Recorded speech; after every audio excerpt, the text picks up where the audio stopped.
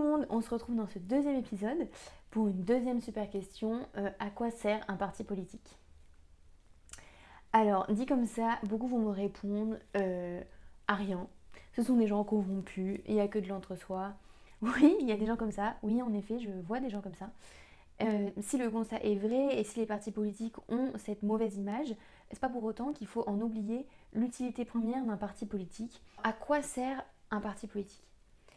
Premièrement, un parti politique sert à faire vivre le débat d'idées, à questionner les pratiques et les lois actuelles et à vérifier leur application, penser l'évolution de ces lois, penser l'évolution de notre société. Un parti au pouvoir, c'est le parti qui va faire les choix, qui va imposer sa vision de la société. Un parti d'opposition, ça veut dire celui qui n'est pas élu, mais qui a quand même des sièges et qui est donc représenté dans les instances. Lui, il va être là plutôt pour vérifier les décisions qui sont prises, apporter une certaine contestation, un certain contrôle à la prise de décision. Enfin, le parti politique sert vraiment à faire vivre le système démocratique. Parce que la démocratie, c'est le régime politique dans lequel le pouvoir est détenu par le peuple, comme on dit, sans qu'il y ait de distinction entre la naissance, la richesse ou la compétence. Et donc pour qu'une démocratie comme ça vive, donc nous on n'est pas dans une démocratie directe parce qu'on est trop nombreux, à Athènes ils étaient sympas mais ils étaient 10 Pékins, nous on est nombreux donc on fait de la démocratie représentative. Donc il faut des élections où on désigne des représentants qui vont défendre nos intérêts et nos idées. Le principe de base il est là, la démocratie, c'est le peuple a le pouvoir, mais comme chacun ne veut pas exercer ce pouvoir, on élit des représentants. Et avant de voter, il faut bien déjà qu'il y ait une première sélection, qu'il y ait des candidats, un candidat qui représente l'idée de certains au moins. Et forcément pour une élection, il faut se regrouper, on ne peut pas être seul, puis parce qu'il faut évidemment des moyens financiers. Les élections coûtent cher, dans tous les pays ça coûtera cher, ça coûtera toujours cher, donc il faut des moyens. Et pour avoir des moyens, il faut regrouper des gens. Sur quoi est-ce qu'on se regroupe? On se regroupe sur des idées. Sur des idées, des valeurs, des principes qui sont communs à ce groupe-là. Et donc, un parti politique, c'est par essence, c'est ça. Essayer d'imaginer des élections sans parti, c'est impossible. Vous allez me dire, il y a des mouvements citoyens, oui, mais ils font partie de cette grande famille qu'on peut appeler un parti politique. Voilà à quoi sert un parti, et voilà pourquoi je continue à croire dans ces partis. Le problème maintenant, c'est que les partis politiques existent toujours, mais que les partis politiques sont vides. Si on veut que la politique retrouve son sens, il faut que la politique nous ressemble de nouveau, que les femmes et les hommes politiques nous représentent réellement et représentent nos intérêts, nos volontés, nos idées et convictions pour l'avenir. Et pour cela, il faut que les partis politiques retrouvent des militants.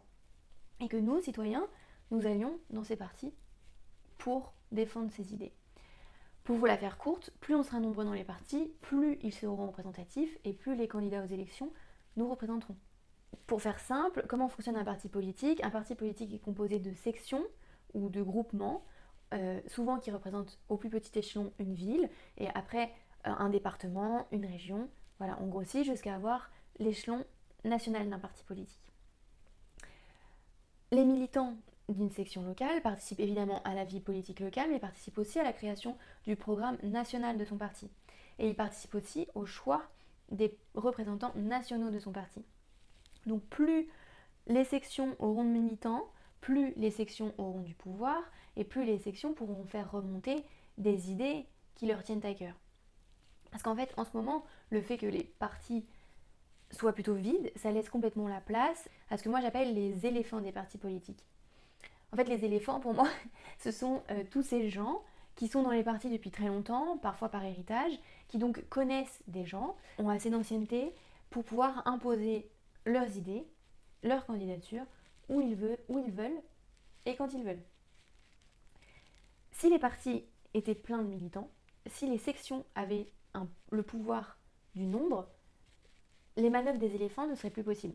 Pour que ces partis puissent retrouver ou trouver une représentativité, il faut que les militants reviennent.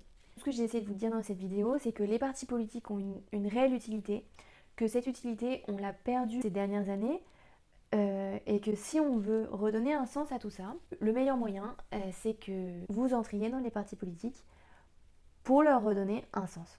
Voilà pour cette deuxième vidéo. J'espère que de nouveau vous aurez appris des choses. N'hésitez pas dans vos commentaires à me poser plein de questions. La prochaine vidéo sera consacrée à comment choisir son parti politique. Abonnez-vous à ma chaîne si ça vous intéresse, mettez-moi un pouce, ça me fera très plaisir. Bisous tout le monde!